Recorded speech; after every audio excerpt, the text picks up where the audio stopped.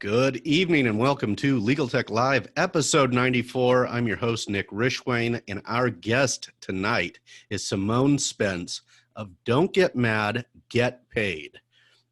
Now, this is a really fun topic because I've got Natalie here, and Natalie is knowledgeable on this topic. She's done a ton of research on it. Simone is a Techstars Don't Get Mad, Get Paid is a Techstars 2019 alumni, and she's been working in recovering child support for over 20 years. Was it over 25 years, Simone? Was it 25 years? Come on, you put me on blast, Nick. 20 years, 20 years. I say it's 20 years, but truly it's over 25 years. So. Okay, I think I got that right off of your website. So so she's been recovering child support and is now converted all of her practice and experience into a tech product. And our guest host tonight is Natalie Knowlton. Natalie is a legal system innovator and disruptor. She is a believer in AI, artificial intelligence, and machine learning solutions to access to justice issues. She has all kinds of research from her experience as an executive director of special projects at ILES. And I'll let you say what ILES is because I always forget acronyms. Natalie, please introduce yourself. And then Simone, please tell us about your background. Tell us what ILES is, Natalie. Sure. ILES is the Institute for the Advancement of the American Legal System, but as you can understand, we go by ILES to keep that in a smaller mouthful. We're a nonprofit at the University of Denver dedicated to civil justice reform. So we work in the area of civil reform, family court reform, also unlocking legal regulation is our newest project, looking at how to reform the rules of professional conduct. We're also active in legal education and the judiciary matters. So span a whole bunch of areas, but my bread and butter and the things I like to do most, and there's the cat, are self-represented litigant issues, specifically in family court.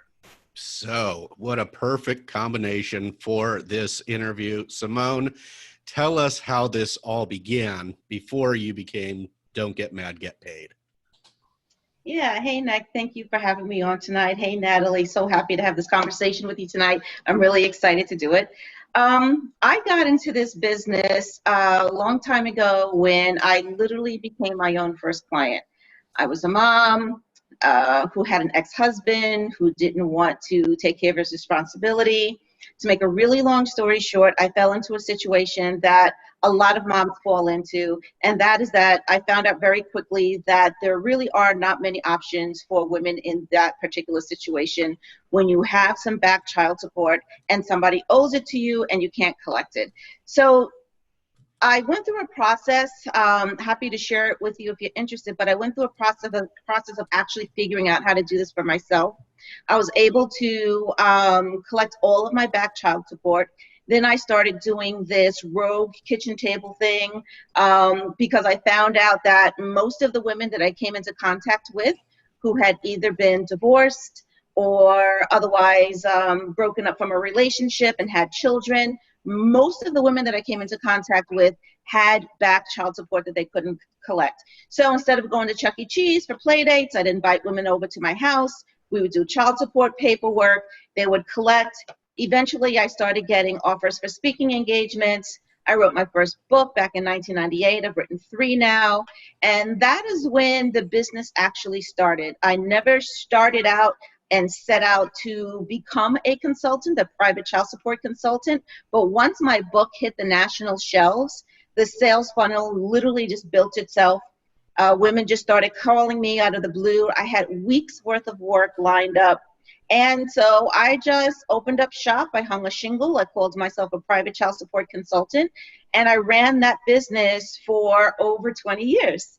And over 10,000 women came my way, all inbound, no marketing, never had to do a stick of advertising, helped women literally to collect millions of dollars, never realizing the significance of how big and how massive that really was until I actually started talking to people in the tech space, and they were like, whoa, do you have any idea how massive this is? And I didn't, because I never focused on that. What I focused on was the very specific and individual impact that each of these cases had on the women and the family, the children that they were raising. That's what I focused on. I focused on the women who I helped keep their home out of foreclosure. I focused on the women that I helped put their kids through college, the women whose kids needed surgery and they couldn't afford it because the ex wasn't holding up his end of the bargain. Those are the things that I focused on, so I never focused on the other pieces. And eventually I just got to a place a few years back when I started to think about, well, gee, you know, I've been doing this for so long. You know, helping 30 to 50 moms a month is wonderful, but there are literally millions of women out there that I will never be able to help if I continue to just do this on a one-off basis. And through the 2 decades that I was doing this, not a single company had emerged, not a single person had emerged that was doing this kind of work. And so, you know, I said, okay, it's time to level up. And I knew that the only way to do this would be through technology. I am a non-technical founder. I'm a non-technical CEO, but I know the process. I know the process like the back of my hand. I can do it in my sleep. And so I sat down and I started to design out this tech product. And here we are today.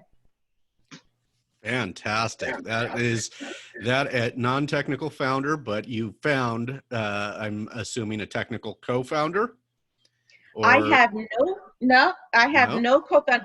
Don't let them fool you, because they will they will tell you all the time that you have to have a technical co-founder, and I have no co-founder. I'm a sole founder. As a matter of fact, if you do any research, you'll find that Techstars doesn't even typically take solo founders, but they saw such a strong product market fit with me as a CEO and believed in my ability to build this company and run this company and grow this company to $100 million company within a few years. We're a high growth tech startup.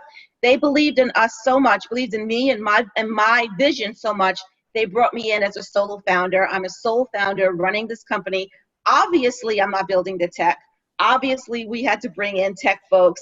The product was built with some very heavy tech folks on our team. So you can do it. So no matter what they tell you, you have to have a technical co-founder. No, you don't. At some point, I will probably bring somebody in, but we'll talk about that when we talk about my North Star.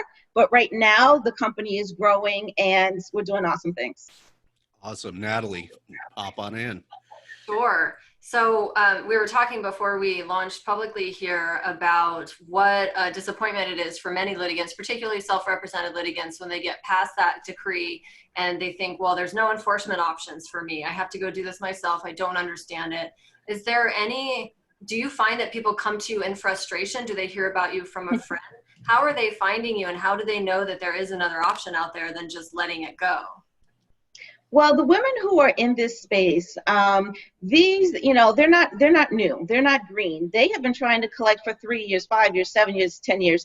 They have been through the process. They have been banging their heads against brick walls for years. They've been going in and out that proverbial court door, swinging door for years. They know exactly what's out there. They know essentially before we came into the market, they know that basically they had 3 options. One was state child support enforcement, which is the reason why there's $118 billion that's been left on the table already by frustrated women who just walk away and leave their money. That's option 1. Option 2 are attorneys, which they charge a high unaffordable cost for most women. I mean, we're talking about retainer checks. We're talking about checks to pay private investigators to find dad and to find income and assets and bank accounts, all of those. And then the last option are collection agencies, which are probably, as far as we're concerned, the worst option out there for moms, because we consider them to be predatory. They will be happy to collect money for mom and take 34 to 55% off of the top of every dollar that they collect. So this is not news to women who are in this space trying to collect. They know the deal. They know the few options. And, you know, a lot of the very first points that they go to is child support collection or child support enforcement by the state. And they're told, you find them and give us the information and let us do our job after that. or you find him and tell us where he works, and then we'll do our job after that. And so women are led to believe that child support enforcement is going to be this place that they can go that's going to do everything for them. They're going to find dad, they're going to enforce the order, and that's not true, because child support enforcement by the state is just not optimized for most of the cases out there. They're just not. But the women are led to believe that they are, and it's not true. That's fantastic. We've got you've brought in the audience tonight, Simone and Natalie, because they don't come from me. They've made that abundantly clear. Alicia Kinchlow is a good friend of the show, and she is a family law attorney out of Pennsylvania. And she asked the question, do you work with men who are owed support? Because the branding is predominantly mamas get paid, That's right. and it's is very much towards mothers who are dealing with this. But do you work with men? So first and foremost, let's say, and let me just get right in front of this, we absolutely know who our market is. Our market is women, they're moms. And so we market to women unapologetically. The truth of the matter is that more than 85% of the people, of the parents who have this problem, happen to be women. When there is a divorce that occurs, when there's a relationship that breaks up and there are children that are involved, most of the time it's the women who are left holding the baby. We know who our market is, and so we walk into that unapologetically. Now, that being said, we also know that there are dads who need this, who need what we have, who need this, this product. Can dads use our product? Absolutely. We invite every single dad who has a problem to onboard to our product, because we're going to provide them with as much support as we provide every single mama that comes our way. It's just that we know who our market is, and we don't apologize for that. That's fair. Natalie? Yeah, that's absolutely fair.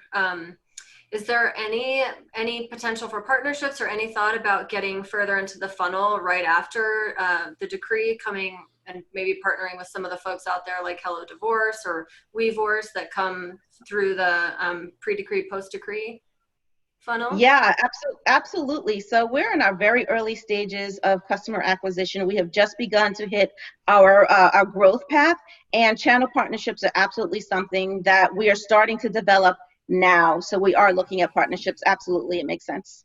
Great. Excellent. Alan Rodriguez says this is truly an access to justice product, and he loves it.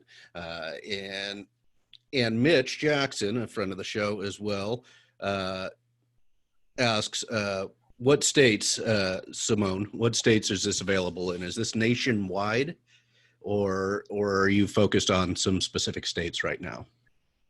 So the product is available nationwide, absolutely. We're bringing on our head of growth now, and as a head of growth and marketing person, they might decide that we want to focus and saturate on some very specific states, but the product is absolutely available nationwide, and we are compliant in all 50 states. Right. So tell us a little bit about the product, onboarding with the product. We do have quite a few folks here. Cami Lopez as well is joining us, and she thinks you're a boss. She has mentioned that over here. So she's also in the access to justice space. So tell us a little bit about how the product works. If I'm a mom and I've got this back child support, what do I do? Yep. So at a very high level, what I tell folks is that it works like TurboTax meets LegalZoom. So the user onboards using an in-depth questionnaire. That's where we collect all of the critical data points. Then in the product, we do all of the skip tracing. So we're able to collect all of the information from these data points and use it to find dad, to find his income sources and his employment and all of his assets, real personal bank accounts. Then like LegalZoom, the product then generates the state-specific and customized legal documents that mom needs. They're dropped into her inbox, which is available on her dashboard that she gets when she becomes a subscriber. When she gets pinged that documents are available for her, she signs in, she clicks, prints her documents out, and just mails them to the courts and the other relevant parties as per the directions that are specifically provided to her. Okay. And let's take that back one step and tell people what skip. I've got a background in this. I did some private investigation in law school. What is skip tracing? Skip tracing is, so skip tracing is jargon, which basically means tracking down people who have skipped out on their debts. So you want to find out where these cats are hiding out, where they're hiding their assets, and how they're hiding these assets. So, frequently, and this is the problem with child support collection, frequently what will happen is that they'll work under the table, they'll work in cash-based businesses, they'll work as 1099s, they will create an LLC, whether it's a shell or a real company, and put all of their assets in the company name. They will find other people. They will find a mother, a brother, a girlfriend, a new wife, a business partner, and they will ask them to hide assets for them. So skip tracing is all about flushing out where all of the assets are and where these people scurried away to. Excellent. Jump in, Nat. Sure. From what I understand and reading before we met, what you have a current tier now plan, but I understand that you're going to be building out different tiers into the Athena model. What is your vision for that?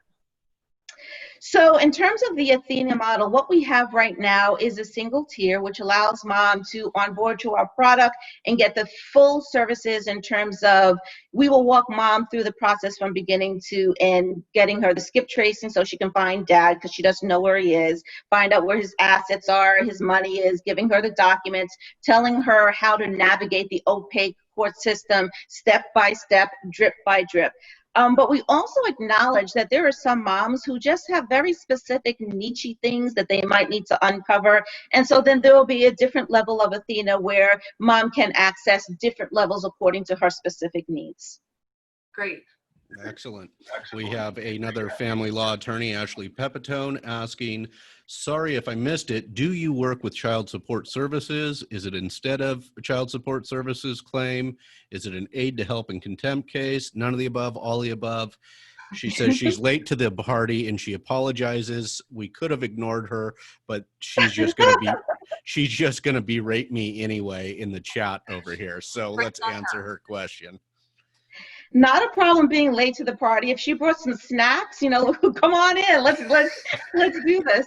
So the product was specifically built because women are not getting their needs met at child support enforcement through any of the states. So this product is something that women can use outside of child support enforcement. This product was built to enable women to access the legal system, the family court legal system, in a way that they never have been able to. We want to democratize the ability for women to actually self-represent, because even though we're supposed to be able to self-represent, we all know the taxonomy that's involved in the court system.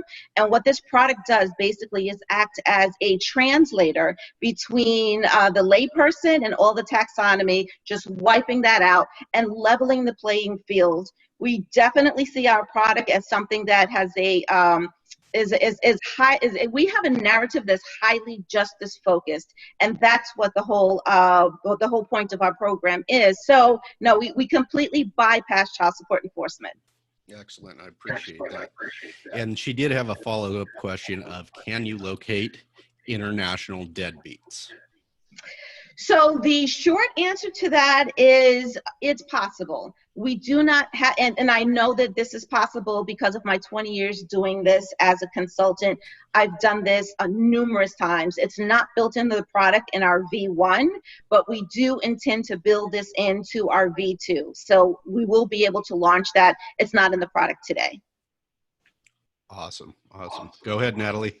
All right, speaking of V2, what's next? What's 5 years? What's 10 years for you? Where is don't get mad, don't get mad, get paid at that time? So this is the part that is the most exciting to me, just completely. So where we are right now, we entered the marketplace to address the highest pain point that our customer has, which is they cannot collect from this $118 billion that's out there on the table. The average mom in our platform is owed somewhere around $30,000, and they range from $13,000 to get this over $700,000. So we're talking about a lot of cash that these women are forced to walk away from. So we want to address those pain points first.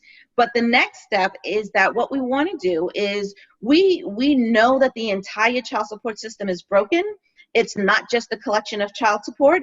We want to build another platform. We want to move from having a collection-only platform to a platform that also manages the ongoing child support needs of these families.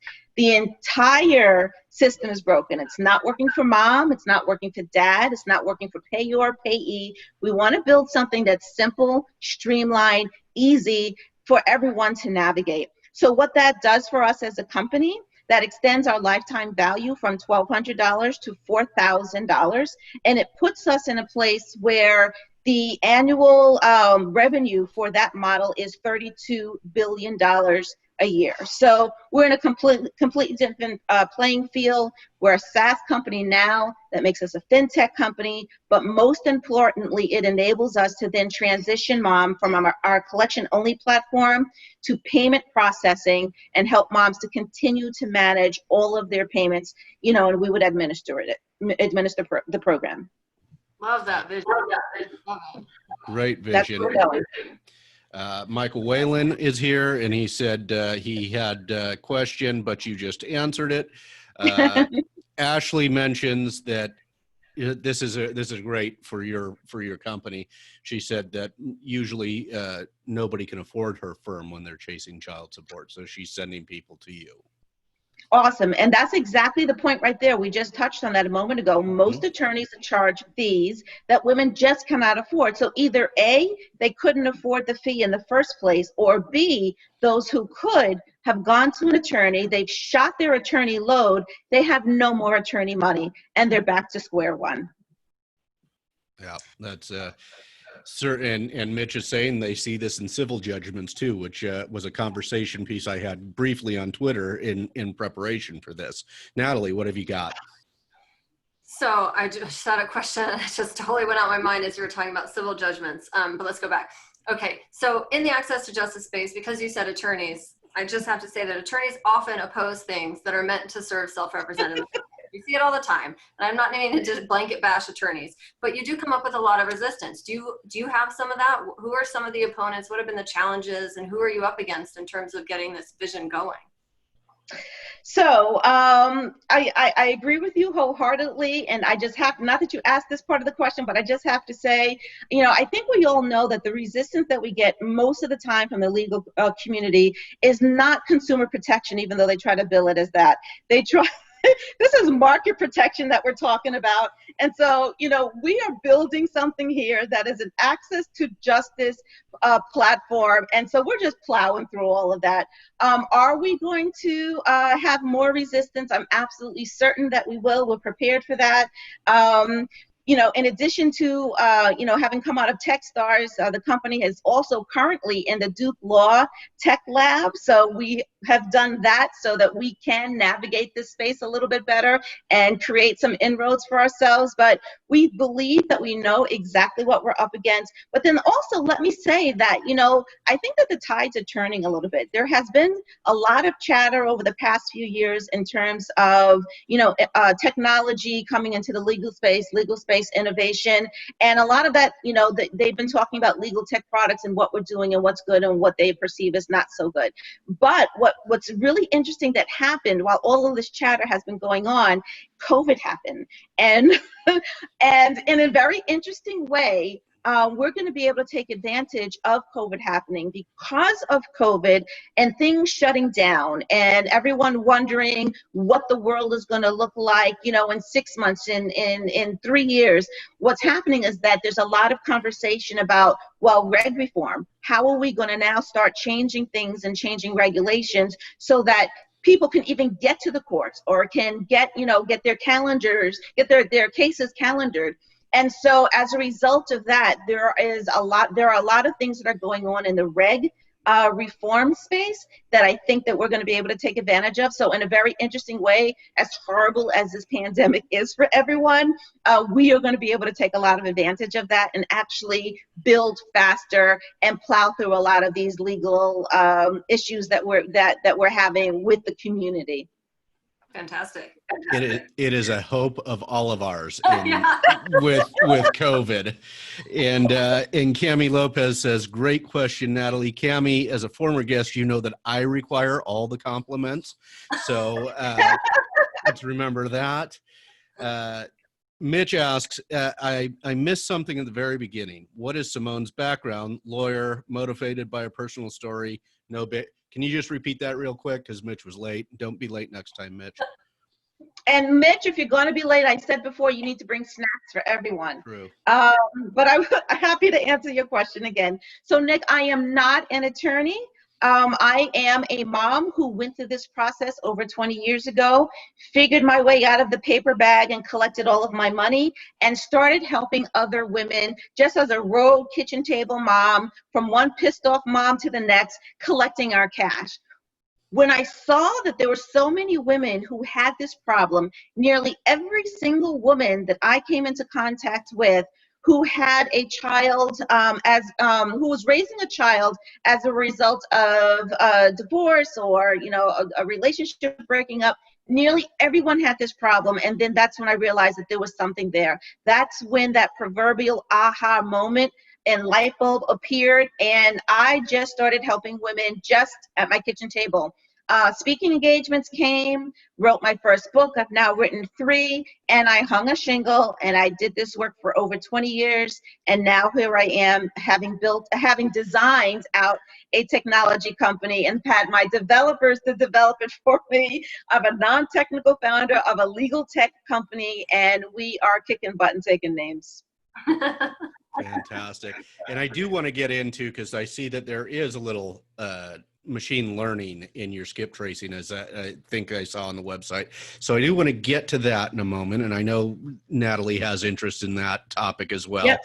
But I do want to ask, can you tell us up to this point, just on Don't Get Mad, Get Paid, not on your previous, do you have any numbers that you can share? And if it's proprietary and you can't, no big deal, we move on. But can you share anything about amounts recovered, for example, without telling us about users and that type of thing? Any general idea on amounts recovered so far?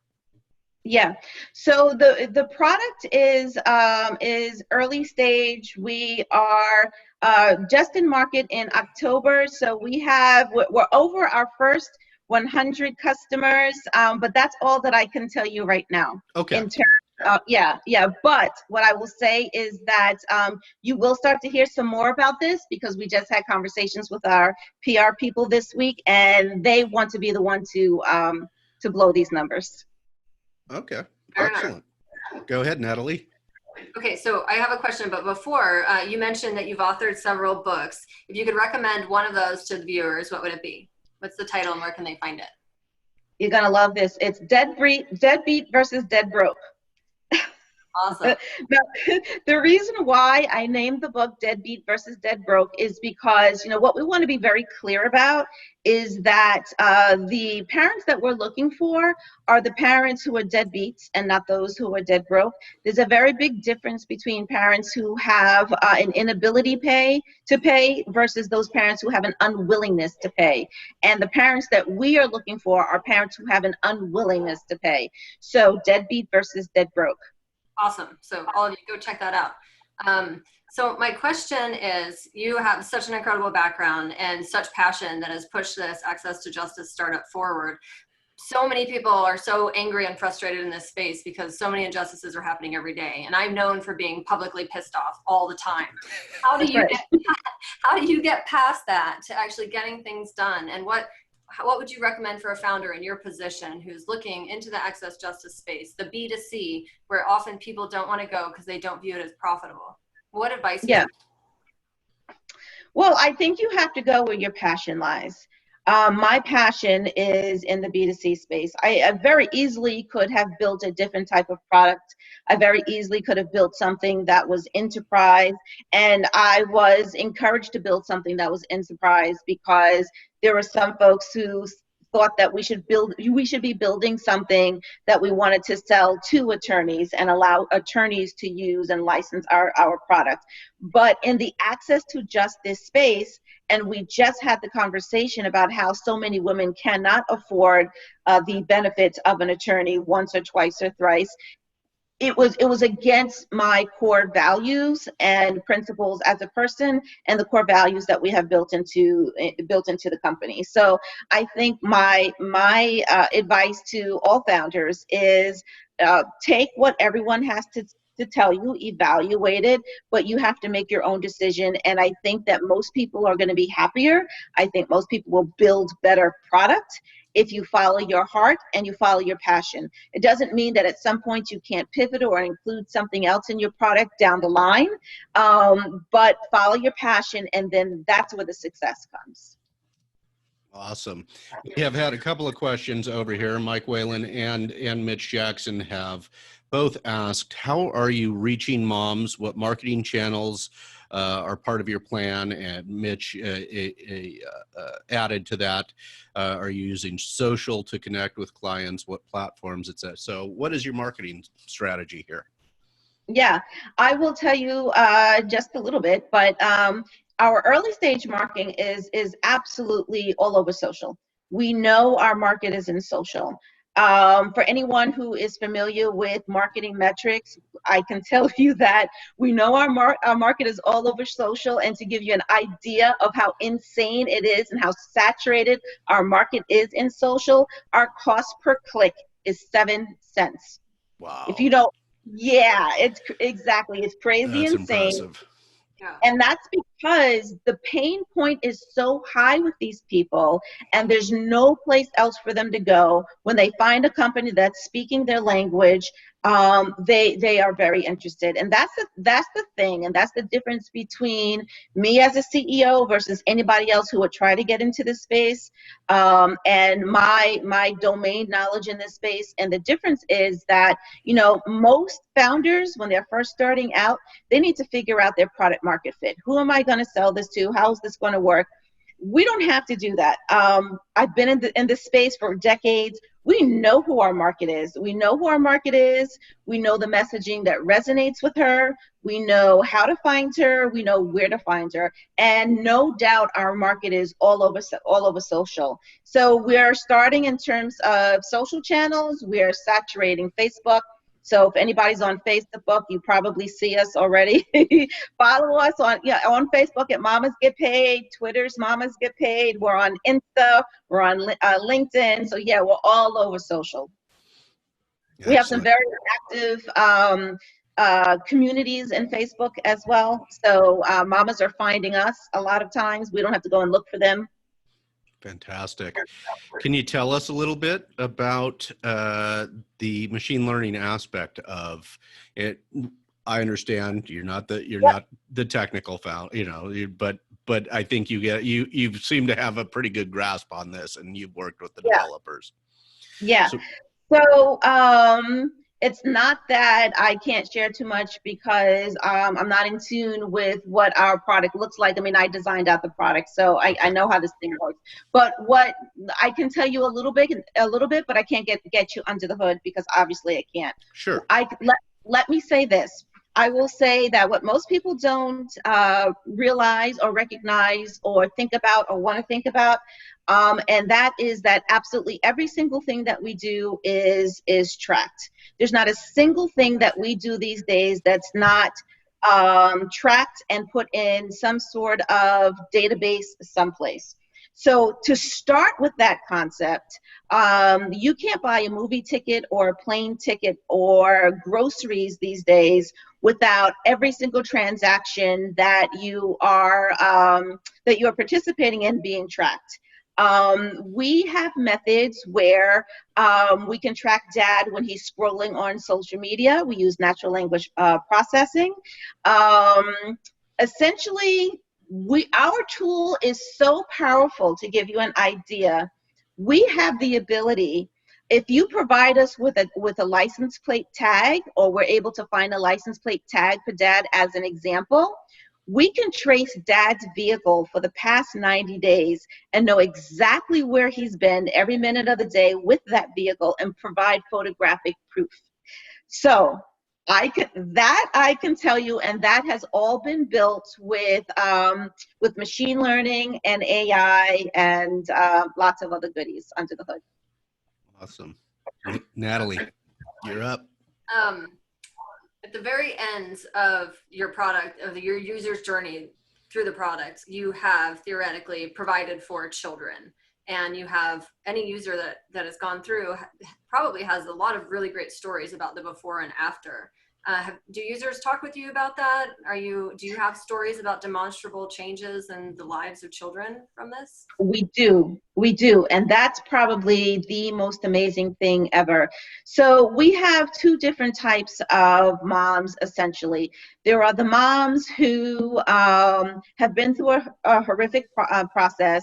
They don't want to talk about it. They still own the shame, that whole re-victimization thing. They don't want to talk about it. They don't want to put their family on blast. They don't want to put themselves on blast. They don't want to talk about it because their kids are on social. So we have that set of moms. On the opposite ends of that, and there doesn't seem to be any in between, you either don't want to talk about it or you are extremely vocal. The extremely vocal moms will tell you in a minute what this meant to them and their families. And what we're doing now is we're turning them all into brand ambassadors, because they are extremely vocal. They will talk about what their before life was like. To give you one example, one of our brand ambassadors, Zura Martino, her story essentially is that she had to work 2 and 3 jobs to try to keep her son in extracurricular activities. He's one of these kids that really needed a lot of sports. And she got to the point where she was like, I should not have to work 2 or 3 jobs so that I can make sure my kid can just take basketball and baseball and participate in traveling team sports.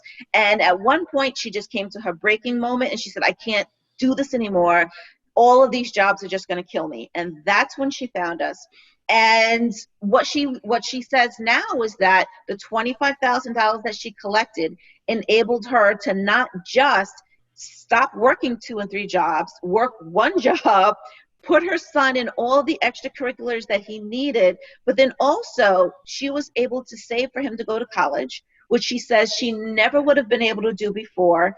And she was also, in addition to that, able to put money aside to buy him a car when he goes away to college. So this was a life-altering change, not just for mom, who was killing herself to provide for her son, but it's life-altering for her son because he got the opportunity to do these things that all teenagers should have the opportunity to do if they're interested in. And he got set up for school where mom may not have ever been able to do that for him before. What a difference in his life did that make for him, between mom being able to look her son in the face and tell him, I have money for you to go to school, rather than to look him in the face and feel like she failed him, because that, as a mom, that's how we feel. We failed. Rather than to look him in the face and say, I don't have the money to send you. I am sorry. That's a pivotal change in a person's life, in 2 people's lives. These are the kind of everyday impacts that we have. So to answer your question, the very vocal moms, we're turning them into brand ambassadors. And yeah, they are out there and they're telling our stories. It's really powerful. Very powerful. And Mitch Jackson, who you'll get to know more, I'm certain, says he says he's tagging his wife and saying they're in it till the end together. So he doesn't want you. And then he says on a serious note, he's really impressed with the very passionate message, and that you are a subject matter expert on this before you became the tech founder. That's right. Which that makes it really powerful message, really powerful story. Looks like you've got some merch. Are you wearing merch for this interview? I am wearing merch. I like we have all kinds of swag. Here we go. Look at this. Mama, Don't get stay mad, get calm. paid, everybody. Stay calm. I like it. I like it. Shirts, the mugs, you know, the whole nine. I like that. I like that message too. Mama, stay calm. For our listeners, that's what Mama, stay calm. Don't get mad. Get paid. Alan Right. Rodriguez asks, are there any plans to incorporate attorneys at some point? You had mentioned sort of a mix between LegalZoom and he's asking, he's found at LegalZoom that many customers wanted online convenience and prices, but at the end of the day wanted some professional guidance. Have you found any of that?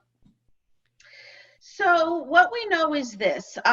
We know that with a consumer-facing product, especially one that's legally based, where folks are afraid of making mistakes, they're afraid of, you know, am I doing this the right way? They just have questions. I mean, this is a big deal for most people. So there is something that we are building in to our product that will allow for us to work with the legal community. And what I will say is that if there's anyone that's listening right now that thinks that they might want to partner up with the company, once we reveal what this opportunity is going to look like, and that will be before this year is out, probably sometime October-ish, I would suggest that you hit us up at partnerships@don'tgetmadgetpaid.com, and we will let you know when we start to roll this out. But there is something that we are building out currently that gives the opportunity for us to ingratiate ourselves into the legal community. Excellent. Natalie, please. Opportunity. So I think all of us in the access justice community want to support one another.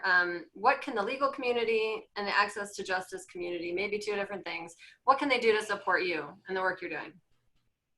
Awesome, thank you. So we are always looking for opportunities to work with folks, whether that is you know, legal guest blogging, folks hitting us up for partnership opportunities at partnerships@don'tgetmadgetpaid.com, and then there are always other opportunities. So if you want to hit me up at, you know, Simone at you know, please do so. But you know, otherwise, I would like to talk to people like offline about that. Okay. You know, this I do some planning here, Simone, and there's a reason that I chose Natalie to join us, because she's a subject matter expert on another side of this for you. So I definitely wanted you to get to know each other. Harold Williams asks, how do we get a t-shirt? And Mitch asks the same thing, actually. Hey, awesome. You know what? I'll make sure that you get a t-shirt. Hit me up at Simone and I'll get your shirt. If you're gonna rep us, hey, let's do it. Tell me your t-shirt size. You got it. Yeah, right. There you go, Carol. What is the biggest obstacle for you going forward? The biggest obstacle I would say is and I hate to bring up the ugly 3-letter, you know, acronym, but it's always going to be UPL. It's always going it's always going to be UPL. I mean, you know, we obviously know that, you know, it's not if but when, because we all get hit with it. LegalZoom, Market Lawyer, Level Set. We are prepared. We're compliant. We've got our T's crossed and I's dotted, but I think that's probably going to be what we're looking at. And as well as opposition from the legal community in general, which probably attaches to UPL, and then things like the fathers' rights groups, if you're familiar with those. Okay. I am not familiar with those, but I will say for the lawyers who are listening, please get on board with this, because these are not clients that you're losing. Yeah. This You is can't not afford to competition. anyway. Yep. This is not competition. So, and let's do away with UPL while we're at it. Natalie, what's Yeah. that? What's next? Yeah, let's do that. Let's just do away with UPL. Yeah. Because Yeah. lawyers don't know what it means either. Yeah, we know. Well, I mean, speaking of UPL, a number of states are kind of cascading towards this new potential around UPL. Plans to build out and further in those states? that you can share? No problem if not. If you're referring to the states that are relaxing the regs, we really don't have to because we are 50 state compliant anyway. So we're working literally in all states as it is. I will say that we have been approached by several different states who do have sandboxes, and they're asking legal tech companies to come in and operate within their protections. And we're having conversations about what that might look like for pieces that we have not built out of our product and company right now. But in terms of what we have built out right now, we're safe and we're already compliant. And so that's not really something we have to take a really close look at. Okay, great. Excellent. Natalie, do you have any final questions? I don't want to keep Simone all night because I know it's late on her end. Well, I'm always going to have questions, but I'll just ask one more and then I'll shut up. If you could reinvent the justice system tomorrow in terms of this particular area, custody and returning back custody, what would it look like? So the biggest challenge, I think, well, no, that's not even true. I can think of like a list of big challenges. This whole thing needs to be federal. First of all, we have all of these state-by-state issues. It's part of the bottleneck because, you know, one parent will move from, you know, parent A will move from state A to state Z, and then the documents have to be, you know, re-registered, and mom has no idea. And so that just causes a whole lot of bottlenecks that are just unnecessary. I think that, you know, if we were going to do reform, that would be one thing. I would think that if we just did not have a stinking patriarchal society to begin with, that would be another good thing. I don't know if we could rebuild society, but you asked the question. So, you know, within all of these constraints, I mean, we could check off this box and that box, but at the end of the day, we still like have 150 boxes to check. And, you know, do we even have, you know, time or inclination to check all of the boxes? You know, go around. Just go around, go over, go under, and eventually just go through. Just and that's what we're looking to do. Yeah. Love it. I like the go through idea because I feel like it's the only way to really push change here. And I know that's generalizing, but it's something I do feel. So tell everybody how they get in touch with you, Simone, for those who are interested in touching base and sending you clients and calling and asking for shirts and sending support. So, of course, the first thing that you want to do is to go to all of your social channels, and you want to follow, you know, Mamas Get Paid on all of your social channels. That's the first thing you want to do. Aside from that, if you want to reach me personally, you can just hit me up at Simone at Don't Get Mad, Get Paid.